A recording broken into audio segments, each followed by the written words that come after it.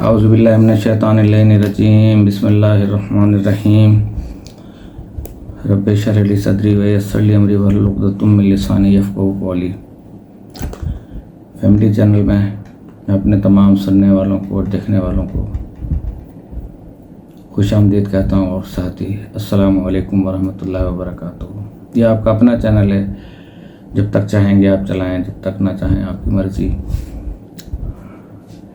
ہم آپ کے سوالات کے جوابات دیتے رہیں گے، آپ ہم سے سوالات پوچھتے رہیں، چاہے تیکھے سے تیکھے سوالات ہوں، گھبرائیے گا مت، انشاءاللہ آپ کو اس کا شافی جواب جو ہے نا وہ دیا جائے گا۔ آج ہم شروع کرتے ہیں، پہلے جوابات بعد میں، وقت بہت زیادہ ہو جاتا ہے تو آپ لوگوں پہ بھی گرا گزرتا ہے، اور مجھے اچھا نہیں لگتا کہ پھر وہ میرا کوئی میسج جو ہے وہ صحیح طور پہ نہ پہنچے۔ آج ہم چلتے ہیں دنیا کی عبرتیں کہ عبرت کیا ہے، کہ ہر لمحہ جو گزر جاتا ہے وہ گزشتہ زمانہ کہلاتا ہے، پاسٹ کہلاتا ہے، اور گزشتہ زمانے میں وقوع پذیر ہونے والے واقعات اور حادثات انسانوں کے لیے عقل و نصیحت حاصل کرنے کا بہترین ذریعہ ہیں۔ تو دوسروں کی اذیتناک انجام کا مشاہدہ کر کے انسان جب خود اس راستے پر نہ چلنے کا عہد کرتا ہے تو اسے عبرت حاصل کرنا کہتے ہیں۔ مثلاً ایک شخص موٹر وے پر کسی روڈ پر مقررہ حد سے زیادہ تیز رفتار گاڑی چلاتا ہے اور حادثے کا شکار ہو جاتا ہے، تو اس حادثے میں وہ اپنی قیمتی جانیں بھی گنوا دیتا ہے، اور اگر دوسرے افراد اس واقعے کو دیکھنے یا پڑھنے کے بعد فیصلہ کرتے ہیں کہ وہ تیز گاڑی نہیں چلائیں گے تو گویا انہوں نے اس واقعے سے عبرت حاصل کر لی، اور اگر وہ اس واقعے کو دیکھنے یا جاننے کے باوجود بھی کوئی نصیحت حاصل نہیں کرتے اور تیز رفتاری سے گاڑی چلاتے ہیں تو بلا شبہ ان کا بھی انجام وہی ہوگا جو پہلے والے کا ہوا تھا۔ تو پس نتیجتاً ارشاد پروردگار ہے فَاعْتَبِرُوا یا اولی الابصار، پس عبرت حاصل کرنے والو، عبرت حاصل کرو اے آنکھوں والو۔ سورہ حشر آیت نمبر 59 پارہ نمبر 2۔ اب گزشتہ اقوام میں بھی ایسے بہت سے گروہ اور لوگ موجود تھے جو سرکش، باغی، ظالم اور توحید کے منکر تھے۔ اللہ کے نبیوں نے ان کو اس ناسمجھی سے باز رکھنے کے لیے آخرت کے عذاب سے ڈرائے، لیکن ان پر کچھ اثر نہ ہوا۔ ایسے افراد اور گروہوں کا انجام انتہائی دردناک اور عبرت آموز ہوا کرتا ہے۔ تو پیغمبر اکرم صلی اللہ علیہ وسلم فرماتے ہیں کنز الفوائد میں، میزان الحکمت جلد نمبر 7 صفحہ نمبر 3434، بہت ضخیم کتاب ہے، موٹی کتاب ہے، کہ عبرت لو جو تم سے پہلے گزر چکے ہیں، ان کے پاس اسباق عبرت موجود ہیں، ان کے پاس وہ لیسنس موجود ہیں۔ المثلت مسلات، گزشتہ زمانے کی مصیبتیں اور تلخ حادثات جو باعث عبرت بن جائیں۔ تو امیر المومنین فرماتے ہیں کہ مومن تو اس دنیا کو صرف عبرت کی نگاہ سے دیکھتا ہے، اور اس سے اتنی روزی حاصل کرتا ہے جس کے لیے پیٹ اسے مجبور کرتا ہے، کہ کتنی روٹی اس نے کھانی ہے اتنی ہی طلب کرتا ہے۔ تو امیر المومنین کی اس ارشاد سے معلوم ہوا کہ مومن اس دنیا کو حاصل کرنے کے لیے دیوانہ وار اس کے پیچھے نہیں بھاگتا، بلکہ اس دنیا کو عبرت کی نگاہ سے دیکھتا ہے، اور جتنا زندہ رہنے کی ضروری ہے اس کو، اسی قدر اسے حاصل کرتا ہے، کیونکہ یہ دنیا بہرحال گزر جائے گی۔ مومن تو اپنی آخرت کے لیے سوچتا ہے، اور اس کے لیے نیک اور صالح انجام جو ہے وہ بجا لاتا ہے۔ جو لوگ آخرت کے نیک اور صالح اعمال انجام دیتے ہیں وہ تو خوش نصیب ہیں، اور جو انجام نہیں دیتے اور آخرت کی امید بھی رکھتے ہیں وہ تعجب آور ہیں۔ اور اسی لیے آپ فرماتے ہیں کہ اے لوگو، ان لوگوں میں سے نہ بن جانا جو عمل کے بغیر ثواب و آخرت کی امید رکھتے ہیں۔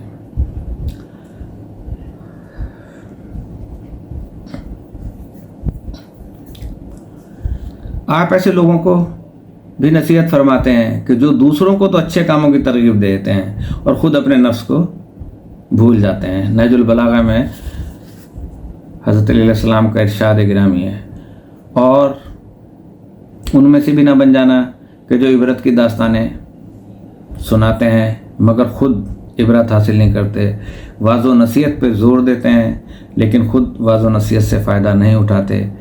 تو امیر المومنین پھر فرماتے ہیں کہ عبرت حاصل کرنے والوں کے لیے دعا گو ہیں، اور فرماتے ہیں کہ خداوند تعالیٰ اس بندے پر رحم کرے جو سوچتا ہے، فکر کرتا ہے اور عبرت حاصل کرتا ہے اور اس سے پشت کرتا ہے، پیچھا کرتا ہے اس سے، جس نے اس سے پشت کی اور جو اس کے سامنے ہوتا ہے وہ اس کا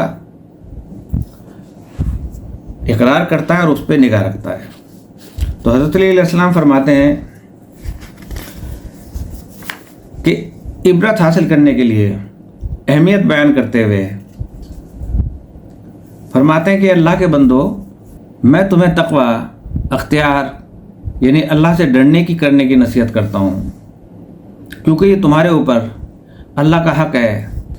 تقوی کی مدد سے بیماریوں کا علاج کرو اور اس کی مدد سے موت کی طرف پیش قدمی کرو، اور اس سے عبرت حاصل کرو جس نے اس موقع کو ضائع کر دیا، اور ایسا نہ ہو کہ تم راہ تقوی اختیار کرنے والوں کے لیے باعث عبرت بن جاؤ۔ امیر المومنین فرماتے ہیں کہ لوگوں کو تقوی اختیار کرنے کی نصیحت فرماتے ہیں اور ایک انتہائی قیمتی مشورہ دیتے ہیں کہ تم عبرت حاصل کرنے والوں بنو، نہ کہ خود دوسروں کے لیے عبرت بن جاؤ۔ موت کو یاد کرو اور اس کی طرف پیش قدمی کرو، موت کی طرف خود پیش قدمی کرو قبل اس کے کہ وہ تم پر آ جائے۔ اور پھر فرماتے ہیں غرر الحکم میں کہ بصیرت سے عبرت حاصل کرو، دماغ سے۔ بصیرت سے مراد یہ ہے کہ انسان دل کی آنکھ سے اشیاء اور واقعات کو دیکھے اور غور و فکر کرے، اس طرح وہ نتیجے پر پہنچ سکتا ہے۔ جو لوگ حادثات و واقعات اور مختلف اشیاء کو صرف سطحی نظر سے دیکھتے ہیں اور غور و فکر نہیں کرتے، تو ایسے لوگ عبرت حاصل نہیں کر سکتے۔ عبرت کون حاصل کر سکتا ہے؟ تو انسان کی سادہ لوحی بھی عجیب ہے، وہ اگر تاریخ کے اہم گزشتہ واقعات کو بھی نہ جانتا ہو، پھر بھی اتنا تو جانتا ہے کہ ایک ناتواں بچہ تھا جو کسی قابل نہیں تھا، ماں باپ کی مہربانیوں سے پلا اور بڑھا اور جوان ہو گیا، اور جوان ہونے کے بعد وہ اپنی آنکھوں سے لوگوں کو مرتے ہوئے بھی دیکھتا ہے، لیکن یہ بھول جاتا ہے کہ اس نے بھی ایک دن خود مرنا ہے اور زمین کے اندر دفن ہونا ہے۔ تھوڑی سی طاقت آنے پر خدائی دعویٰ کر بیٹھتا ہے۔ فرعون و نمرود اس کی مثال ہے آپ کے سامنے۔ اگرچہ تاریخ میں ایسے نادان افراد گزرے ہیں جنہوں نے خدائی دعویٰ کیا، ان میں سے ایک فرعون بھی تھا، اس نے خدا ہونے کا دعویٰ کیا۔ اس سلسلے میں ارشاد پروردگار ہوتا ہے کہ کیا تجھ پر موسیٰ کی داستان پہنچی ہے؟ اللہ تعالیٰ فرعون سے مخاطب ہے۔ تو جس وقت اس کے پروردگار نے سرزمین مقدس طوا میں اس کو پکارا اور کہا کہ فرعون کی طرف جاؤ کہ وہ سرکش اور باغی ہو گیا ہے، اللہ کے حکم پر حضرت موسیٰ سب سے پہلے نہایت نرم اور خیر خواہانہ انداز میں فرعون کے پاس جاتے ہیں اور اس کو شفقت آمیز طریقے سے ہدایت کرتے ہیں، اور اس کے بعد عقلی اور منطقی دلائل دیتے ہیں، آیات الہیہ سے اسے قائل کرنے کی کوشش کرتے ہیں۔ مغرور اور سرکش فرعون پر اس کا کوئی اثر نہ ہوا۔ آج بھی ایسے مغرور موجود ہیں، پاکستان میں موجود ہیں، سرکش ہیں، جن پہ کوئی اثر نہیں ہوتا فرعون کی طرح۔ تو اس نے حضرت موسیٰ کی دعوت فکر و حق کو للکارا اور تکذیب کی اور بلا تعمل حضرت موسیٰ سے لڑنے اور ان کے دین کو برباد کرنے کی کوشش کرنے لگا۔ یہاں فرعون کا پورا واقعہ آپ کے سامنے بیان نہیں کرتا کیونکہ ٹائم بھی کم ہے اور کر بھی نہیں سکتا، صرف یہ بتانا ہے کہ جب اس نے حضرت موسیٰ اور اس کے ساتھیوں کو قتل کرنا چاہا، حضرت موسیٰ اپنے ساتھیوں کو لے کر دریائے نیل کی طرف چل پڑے۔ جب دریائے نیل پر پہنچے تو حالت یہ تھی کہ آگے دریائے نیل ہے، پیچھے فرعون اور اس کا لشکر ہے۔ ایسے میں अल्लाह ने दरियाए नील में 12 रास्ते बना दिए और हज़रत मूसा और आपके साथी दरिया से गुजरना शुरू हो गए। पीछे पीछे फ़िरौन का लश्कर भी आ रहा था, वो भी दरिया में दाखिल हो गया जो अल्लाह ताला ने वो रास्ते बनाए थे। जब मूसा का आखिरी आदमी दरिया अबूर कर गया और दरिया रास्ता ख़त्म हो गए और फ़िरौन का लश्कर उसमें डूब गया, फ़िरौन को हमेशा के लिए 22 इबरत बना दिया गया ताकि आने वाली नस्लें फ़िरौन के दावे और फिर उसके अंजाम को पढ़कर इबरत हासिल करें। सब लोग इस वाक़े को पढ़कर इबरत हासिल करते हैं। इरशाद परवरदिगार होता है, बेशक इसमें इबरत है उनके लिए जो खुदा से डरते हैं। सूरह नाज़ियात 26वां पारा 79 आयत। बस मेरे भाइयों, मेरे फैमिली चैनल के मेंबर्स, गुज़श्ता वाक़यात से इबरत वही लोग हासिल करते हैं जो अल्लाह से डरते हैं, उसकी बनाई हुई जहन्नुम से डरते हैं। अगर कोई शख्स गुज़श्ता वाक़यात को न पढ़ सकता हो, उसके लिए हर शब व रोज़ इबरत हैं। और इरशाद परवरदिगार होता है कि अल्लाह दिन और रात को उलट पुलट कर देता है। बेशक इसमें आँखों वालों के लिए एक सबक आमोज़ हिदायत है। अमीरुल मोमिनीन फरमाते हैं कि अपनी शहादत से पहले हाज़रीन को मुखातिब करते हुए कि मैं कल तक तुम्हारा दोस्त और साथी था, आज तुम्हारे लिए बाइसे इबरत हूँ और कल तुमसे जुदा हो जाऊँगा। जब उनके ऊपर ज़रब लगाई थी अब्दुर्रहमान इब्न मुलजम मलूम ने, खुदा उस पर लानत करे। हर दौर हर ज़माने में जालिम हुक्मरान, मुतकब्बिर जागीरदार और गुमराह सरमायादार मौजूद रहे हैं, डे 1 से लेके आज तक। इनमें से हर कोई अपने अपने वक्त में जितना जुल्म कर सकते थे उन्होंने किए। अर्ज़ खुदाई को इस के बंदों पर तंग कर दिया जाता था कि उनका जीना महाल हो जाता था। कई ख़ानदानों ने कई सालों तक हुक्मरानी की और उस हुक्मरानी के बावजूद लेकिन सबका सूरज एक दिन गुरूब हो गया और वो सब सरकश लुक़्मा अजल बनकर खाक हो गए। ऐसे ही लोगों के लिए इमाम फरमाते हैं कि यकीनन गुज़श्ता ज़मानों के हालात तुम्हारे लिए सबक आमोज़ हैं। कहाँ है अमालका और उनकी नस्ल? कहाँ है फ़िरौन और उनकी औलाद? कहाँ हैं उसके शहरों के लोग जिन्होंने खुदा के नबियों को कत्ल किया और पैगंबरों के रास्तों के चिराग बुझा दिए और जालिमों के तरीक़ों को ज़िंदा रखा? फिर फरमाते हैं अज़्ज़मानु युरिकल इबर, ज़माना तुझे इबरतों की निशानदेही करता है। समझ जा अब भी, ये दुनिया अजीब है, इसके हालात कभी एक जैसे नहीं रहते। कभी सुबह है, कभी शाम, कभी खुशी, कभी गम, कभी बुढ़ापा, कभी ज़िंदगी, कभी मौत। तो इसी की तरफ तवज्जो मबजूल करवाते हुए फरमाते हैं कि बेशक ये दुनिया फ़ना का घर है, रंजो अलम का घर है, इनकलाबात, तब्दीलियों और इबरतों की जगह है। फ़ना की निशानी यह है कि ज़माना अपनी तीर कमान में तीर जोड़ रहा है, जिसका निशाना कभी ख़ता नहीं जाता। इसके हर जिंदा को मौत आ लेती है और इसके हर तंदुरुस्त को बीमारी घेर लेती है। इसके रंज का ये हाल है कि आदमी माल इकट्ठा करता है जो उसे खाना नसीब नहीं होता और ऐसी इमारतें बनाता है जिसमें उसे रहना नसीब नहीं होता।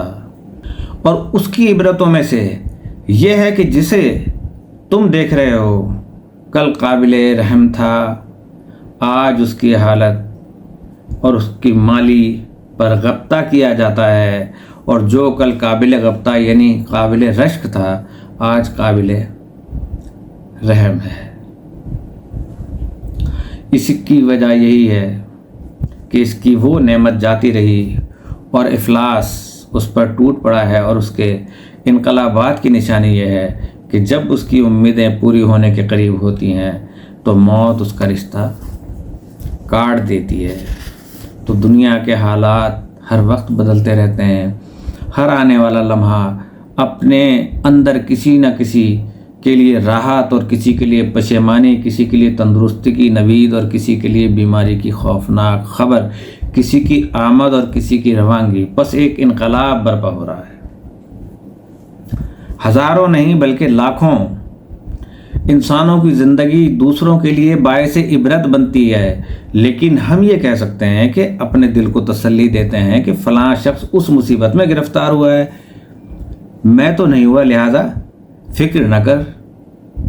کسی شاعر نے بھی کیا خوب کہا ہے کہ تو روداد چمن کہتے نہ ڈر ہمدم، تو روداد چمن کہتے نہ ڈر ہمدم، گری ہے جس پہ کل بجلی وہ میرا آشیاں کیوں ہو؟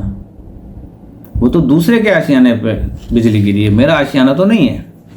تو ہونا یہ چاہیے تھا کہ ہر عبرت آموز واقعے سے سبق لیا جائے کہ وہ کون سے عوامل تھے کہ جن کی وجہ سے وہ لوگ باعث عبرت بن گئے۔ اگر ہم بچنا چاہتے ہیں تو اس راستے سے ہٹنا پڑے گا اور جس پر چل کر دوسرے عبرت کی تصویر بن گئے۔ تو عبرتیں کتنی زیادہ ہیں اور عبرتیں لینے والے کتنے کم۔ تو امام زین العابدین علیہ السلام ارشاد فرماتے ہیں کہ اے ابن آدم کتنا مسکین اور بیچارہ ہے جس کو ہر روز 3 مصیبتیں پہنچتی ہیں، لیکن افسوس کہ وہ ایک سے بھی عبرت حاصل نہیں کرتا۔ آپ کا ارشاد ملاحظہ ہو کہ ابن آدم مسکین ہے، اس کے لیے ہر روز 3 مصیبتیں ہیں اور وہ ان میں سے کسی ایک سے بھی عبرت حاصل نہیں کرتا۔ اگر وہ عبرت حاصل کرتا تو اس پر دنیا کے کام اور مصیبتیں آسان ہو جاتی۔ پہلی مصیبت کیا ہے؟ ہر روز جو اس کی عمر سے کم ہو جاتا ہے، اس کے ساتھ اگر اس کے مال میں کمی ہو جائے تو غمگین ہو جاتا ہے۔ حالانکہ مال و دولت، درہم، ڈالر، یورو کا خسارہ تو پورا ہو سکتا ہے، لیکن اس کی عمر کا جو دن گزر گیا اس کا مداوع نعم البدل نہیں ہو سکتا۔ دوسری مصیبت، اپنے رزق کو تو پورا حاصل کرتا ہے اور پورا وصول کرتا ہے، اگر وہ حلال سے ہے تو اس سے حساب لیا جائے گا، اور اگر وہ حرام ہے تو اس پر تو عذاب آنا ہی آنا ہے۔ تیسری مصیبت تیری وہ مصیبت ہے جو ان دونوں سے بڑی ہے۔ پوچھا گیا وہ کون سی؟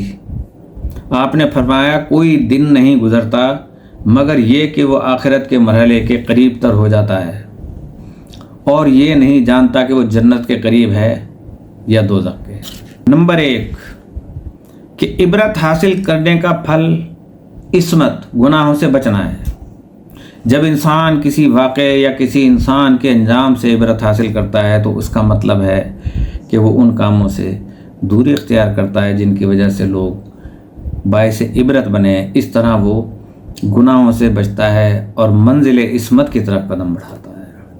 نمبر 2 کہ عبرت انسان کو بصیرت عطا کرتی ہے۔ تو امیر المومنین فرماتے ہیں کہ ہر عبرت انسان کو بصیرت عطا کرتی ہے، ہر عبرت میں بصیرت ہے۔ اور آپ کا فرمان ہے کہ جس نے اپنی عقل کو استعمال کرتے ہوئے عبرت حاصل کی وہ روشن نظر ہو گیا، یعنی اس کے سامنے ساری چیزیں روشن ہو گئیں۔ نمبر 3 حضرت علی علیہ السلام کا یہ حکیمانہ قول سونے کی تاروں سے لکھنے کے قابل ہے، کیونکہ اس دنیا میں ایک انسان کو کئی قسم کی عبرتیں دیکھنے اور پڑھنے کو حاصل ہوتی ہیں، اور ہر عبرت انسان کو کسی نہ کسی غلط کام سے روکتی ہے۔ بس جس شخص نے زیادہ عبرتوں سے سبق لیا اس کے گناہ اور لغزشیں کم ہو گئیں۔ نمبر 4 فرماتے ہیں کہ آج کل کے مادی دور میں اکثر لوگ اس تلاش میں رہتے ہیں کہ کس طرح وہ راتوں رات دولت مند بن جائیں یا کم از کم ان کا سرمایہ 2 یا 3 گنا ہو جائے۔ ایسے سادہ لو انسانوں کو لوٹنے کے لیے کئی نوسرباز میدان میں آ جاتے ہیں اور بڑی بڑی رقموں کا وعدہ کرتے ہیں۔ کئی تو ہر ماہ ایک قابل قدر منافع دینے کا وعدہ کرتے ہیں اور اپنے ہی چند نمائندوں کو ہر ماہ بھاری منافع دے کر سادہ لوگوں کو फंसा लेते हैं। नतीजे के तौर पर सैकड़ों अफराद अपने असली सरमाए से भी हाथ धो बैठे। ऐसे इबरतनाक वाक़यात से सबक हासिल करने वाले काने और राजी बरज़ा बन जाते हैं। तो हज़रत अली फरमाते हैं कि इबरत हासिल कर ताकि तू काने बन जाए। नंबर 5 फरमाते हैं कि इबरत लेने के लिए जहाँ दीगर फ़वायद हैं वहाँ ये इबरत भी लेने वालों के तमा को कम कर देती है। दुनिया के बदलते हालात, उम्रा और नाजायज़ माल और दौलत इकट्ठा करने वालों का अंजाम इंसान को हिलाकर रख देता है। ऐसी इबरतें एक नहीं हज़ारों और लाखों की तादाद में नज़र आती हैं कि साहिब अक्ल इंसान उनको देखकर सोचता है कि जुल्म और सितम से पैसा इकट्ठा करने वालों का अंजाम क्या हुआ। चंद दिन की ज़िंदगी के बाद वो कब्रों में पहुंच जाते हैं, बल्कि वो तो अपनी तबीई ज़िंदगी के दिन भी पूरे नहीं कर सकते। लुटेरों, जालिमों, जागीरदारों, रिश्वतखोरों, मुल्क को दिवालिया करने वाले दूसरों के लिए निशान इबरत बन जाते हैं। बेशक इबरतें बहुत ज़्यादा हैं, लेकिन इनसे सबक सिर्फ चंद साहिबान बसीरत ही हासिल कर सकते हैं। तो अमीरुल मोमिनीन फरमाते हैं कि जिसने इनकलाबात ज़माना से इबरत हासिल की उसका दुनिया का तमा कम हो गया। अभी ये इबरतें बाकी हैं और टाइम का आज मैंने ख्याल रखना है और आपके सवालात के जवाबात भी देने हैं। और साथ ही साथ ये बता दूं कि ये तमा और ये लालच कि आप देखें दुबई में जो ये लीक हुई हैं, आप देखें कि अरबों डॉलर इसमें गए हैं। ये सिर्फ वही लोग गए हैं कि जिनको ये शुबा है कि खाकम बदहन कि ये मुल्क ने टूट जाना है और हमने फिर दुबई में जाके पनाह ले लेनी है। तो क्या अल्लाह ताला वहाँ छोड़ देगा उनको? तूफ़ान और बारिशें और ज़लज़ले नाफिज कर देगा वहाँ पर? तो मैं तो ये कहता हूँ कि आप दुबई लीक कुछ लोगों ने डिस्क्लोज़ किया है, कुछ लोगों ने डिस्क्लोज़ नहीं किया है। आप सिर्फ पाकिस्तान की मिसाल ले लें, कराची से शुरू होकर इस्लामाबाद और खैबर तक और इधर कश्मीर तक आप चले जाएं और कोठियाँ देखें और उनका अंदाज़ा लगाएं। अभी तक वही दौलतें आप लोग अपडेट नहीं कर सके हैं कि जो अभी तक इनकम टैक्स डिपार्टमेंट में FBR के पास रजिस्टर्ड नहीं है। लेकिन IMF किस बेस पे कर्जा दे रहा है आपको? ये नहीं कह रहा है कि अमीरों की कोठियों पे और इन पर कब्जे लगा लो बहुत ज़्यादा, या इन पे बहुत ज़्यादा टैक्स लगाओ। इनसे पूछो कि इतने बड़े बड़े घर हैं, जितने गज के हिसाब से घर हैं, जितने कनाल के हिसाब से घर हैं, उस कनाल के हिसाब से उन पर टैक्स लगाया जाए। उनको वो बचा रहा है इसलिए कि उनके घर बाहर भी हैं, वो तो बाहर चले जाएंगे, वो उन्हीं के लोग हैं। गुलाम किसको बनाना है, मारना किसको है? अवाम को। कि गुर्बत, भूख, इफलास में जब लोग बाजारों में रेंगते फिरेंगे, रोटी की तलब करते फिरेंगे, तो फिर उनमें जज्बा ईमानी ख़त्म हो जाएगा। फिर हम जो है ना जाबराना तरीके से आकर उन पर हुक्मरानी करेंगे।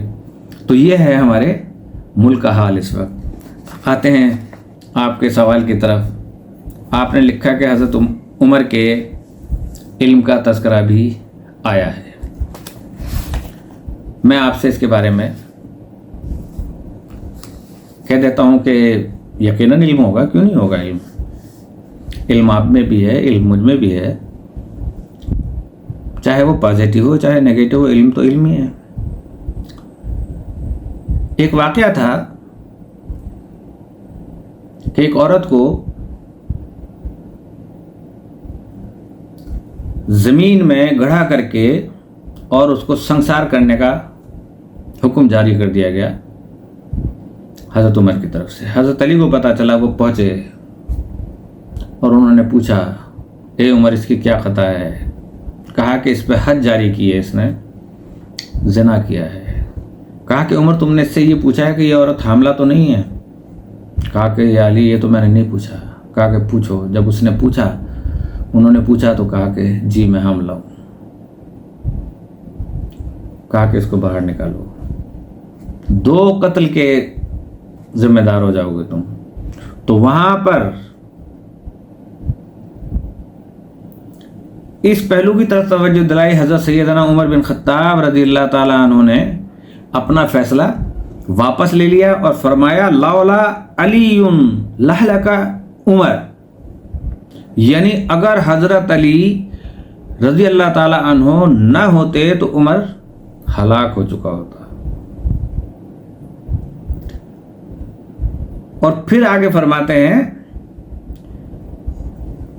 कि मैं वहां ना रहूं जहां अली ना हो। अब आप खुद बता दें कि वो कह रहे हैं कि अगर अली ना होते तो उमर हलाक हो जाता, उससे तो सारे फैसले ही गलत होते हैं। तो इल्म का अंदाज़ा आपको हो गया है, वरना आप रेफरेंस पेश करें कोई उनके ख़ास। आपने कहा रसूल अकरम हज़रत अली हज़रत उमर इल्म का गहवारा थे, इल्म का झूला थे ये। और मैंने कहा था कि नबी करीम सल्लल्लाहु अलैहि वसल्लम जो है वो इल्म का शहर है और अली उसका दरवाज़ा है। आपने झूला कहाँ से बना दिया भाई? झूले में तो बच्चे झूलते हैं, शहरों में तो बड़े भी जाते हैं, बच्चे भी जाते हैं, बूढ़े भी जाते हैं, लेडीज़ भी जाती हैं और वहाँ से अपना मुद्दा हासिल करती हैं। जो उन्हें शॉपिंग करनी होती है, जो इल्म हासिल करना होता है वो करती हैं। तो इसका क्या सबूत है आपके पास कि ये इल्म का गहवारा है? ये तीन हस्तियाँ, आपने तीनों को मिला दिया आपस में। मेरी पिछली गुफ्तगू का थोड़ा सा इआदा कर लें, रिविजिट कर लें। तो मैंने वाज़ेह तौर पे बता दिया था कि इल्म लुदुन्नी वो इल्म होता है कि जो दुनिया में हासिल नहीं किया जाता है बल्कि अता किया जाता है। और तमाम अंबिया अलैहिमुस्सलातु वस्सलाम को और 12 इमामों को वो इल्म लुदुन्नी अता किया गया था कि वो इसीलिए किसी के शागिर्द नहीं थे, उस्ताद सबके थे वो। वरना आप मुझे बता दीजिएगा, ठीक है जी। इज्तिमाई दुआ करानी चाहिए, ऐसा कहा जाता है कि अपनी दुआ शिद्दत से मांगनी चाहिए। जब इज्तिमाई दुआ हो रही है तो जाहिर है कि दुआ कराने वाला भी कोई आगे खड़ा होगा। अभी उसको चाहिए कि वो इतनी शिद्दत से और हिद्दत से और रिक्कत से रोते हुए ऐसी दुआएं मांगे कि आप भी रोते हुए आमीन कहें। बहुत अच्छी बात है। जो हाजिर हैं उनको भी वो दुआएं लगती हैं, जो गैर हाजिर हैं उनको भी वो दुआएं लगती हैं।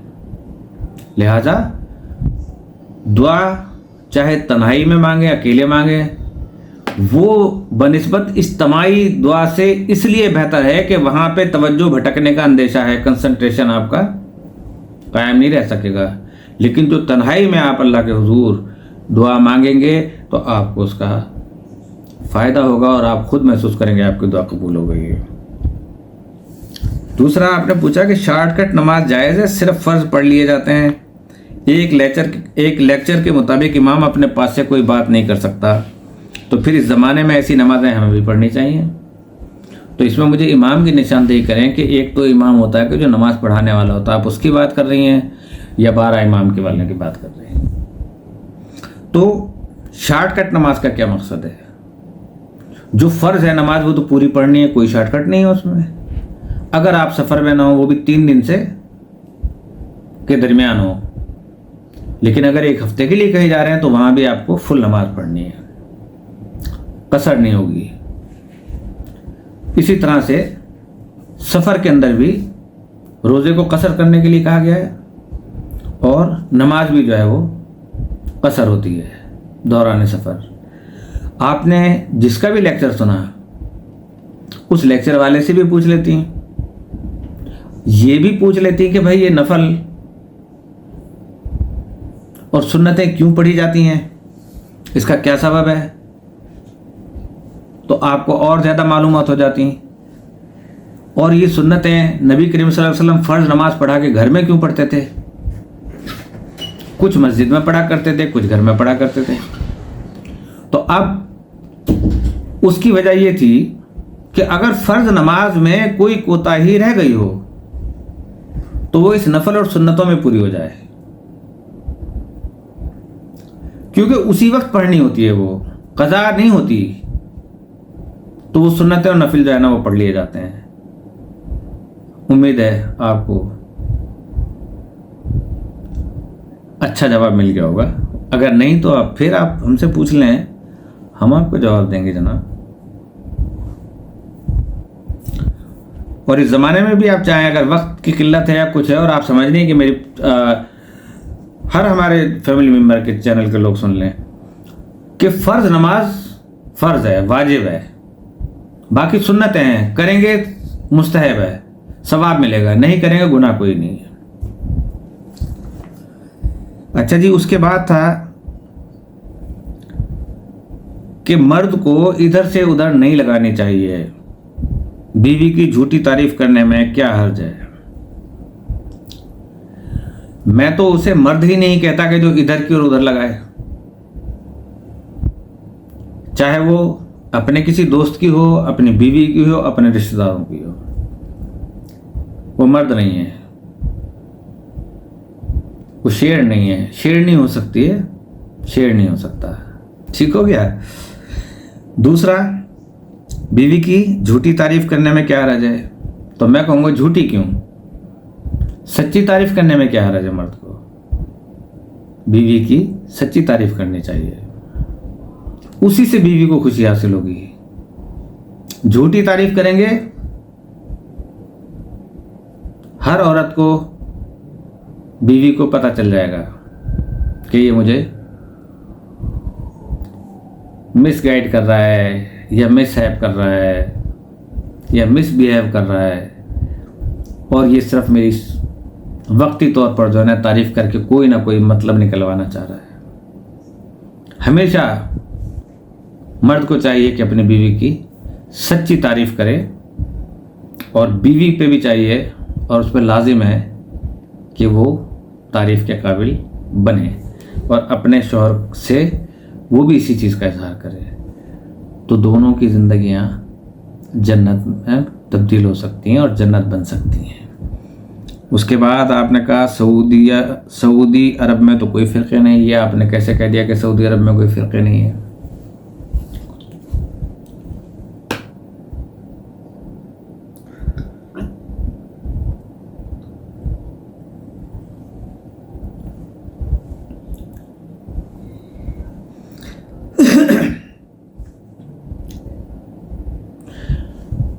ये आपने कैसे कह दिया कि सऊदी अरब में कोई फ़िरक़े नहीं है? आपको पता है कि सल्तनत उस्मानिया 1925 तक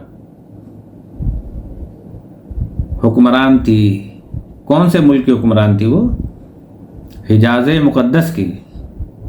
हिजाज़ मुक़द्दस कौन सी जगह थी जिसका नाम बदलकर अंग्रेज़ों के तवस्सुस से, उनकी एफिलिएशन से जाहिल अरबों को लाया गया और उस पर कब्ज़ा करवाया गया, हिजाज़ मुक़द्दस पे। उसका नाम था सऊद उस सऊद ने हिजाज़ मुक़द्दस का नाम बदलकर सऊदी अरेबिया रख दिया, वरना इससे पहले जो असल इसका नाम है हिजाज़ मुक़द्दस है। अब हिजाज़ मुक़द्दस अच्छा लगता है या सऊदी अरेबिया अच्छा लगता है, जिसमें ना मुक़द्दस है, ना शरीफ है, ना अशरफ है, कोई नाम नहीं है। और वहाँ के ज़्यादातर लोग जो हैं वो अब्दुल वहाब नजदी, कि जिन आम हालात में उन्हें वहाबी भी कहा जाता है, लेकिन कट्टर किस्म के एक्सट्रीम की सतह पे जाने वाले लोग। आज आप देख लें कि सऊदी अरब में आप कह रहे हैं कोई फ़िरक़े नहीं है, वहाँ तो हिंदू भी आ गए। वहाँ तो वो लेडी जूतों समेत जो है वो मदीने शरीफ के अंदर जो है वो दाखिल हुई हैं, स्कर्ट पहने हुए दाखिल हुई हैं। आपने नहीं देखा?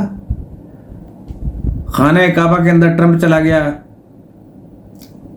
जबकि वहाँ हर गैर मुस्लिम का मस्जिद में और खाना काबा में जाना हराम है। ये किसने इजाज़त दी? कौन सा फ़िरक़ा था? सहाफ़ियों को बुलाया गया गैर मुल्की, उनको घुमाया गया। क्या रसूल अकरम सल्लल्लाहु अलैहि वसल्लम की रूह तड़पी नहीं होगी, कांपी ना होगी?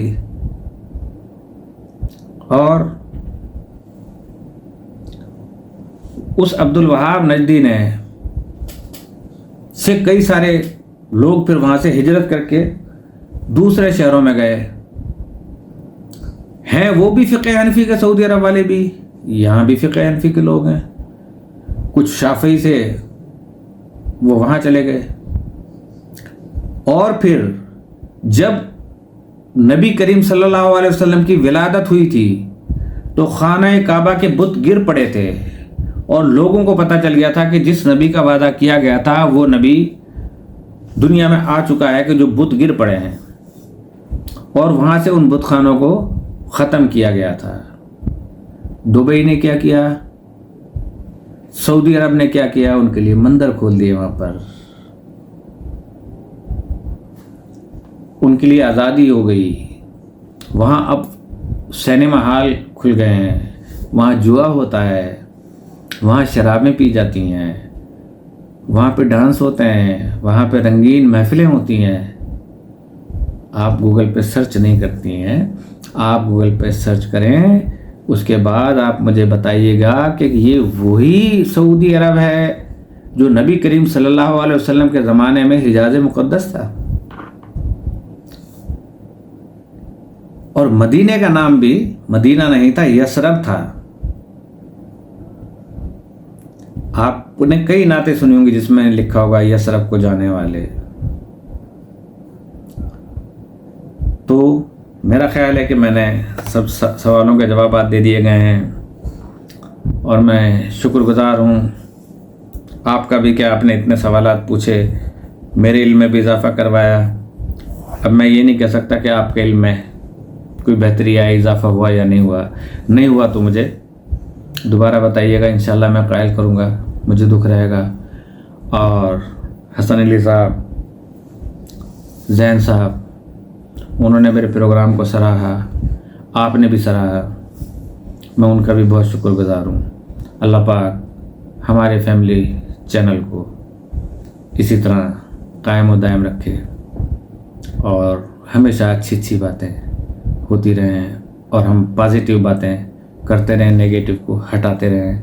اور یا اللہ پاک ہمارے ملک میں سے تمام وہ نیگیٹو لوگ بہت ہیں، بہت زیادہ، پاکستان کا میں نے بتایا نا، بہت، وہ ایک ایسا بوڑھا ہے، ایک ایسا باپ ہے جو اپنے بیٹے مانگ رہا ہے، میرے بیٹوں تمہیں کیا ہو گیا ہے، اور بیٹے آپس میں لڑ رہے ہیں، اور زمین ماں ہے وہ پکار رہی ہے کہ میری اولاد کو کیا ہو گیا ہے، میں تو تمہیں اس حالت میں بھی رزق دے رہی ہوں لیکن تم اس حق کے رزق ادا نہیں کر رہے۔ اس میں ان کا قصور تو اپنی جگہ ہے، ہمارا بھی بہت بڑا قصور ہے۔ تو انشاءاللہ باقی کل اسی کے ساتھ آپ لوگوں سے اجازت چاہتا ہوں، ان دعاؤں کے ساتھ کہ اللہ پاک آپ کو صحت و سلامتی اور ایمان کی دولت عطا فرمائے، اور میرے لیے بھی دعا کر دیجیے گا، اور فلسطین میں ہمارے مسلمان بھائی شہید ہو رہے ہیں تو ان کی فتح و نصرت کے لیے دعا کر دیجیے گا، اور مقبوضہ کشمیر میں ان کے لیے بھی دعا کر دیجیے گا۔ السلام علیکم ورحمۃ اللہ وبرکاتہ۔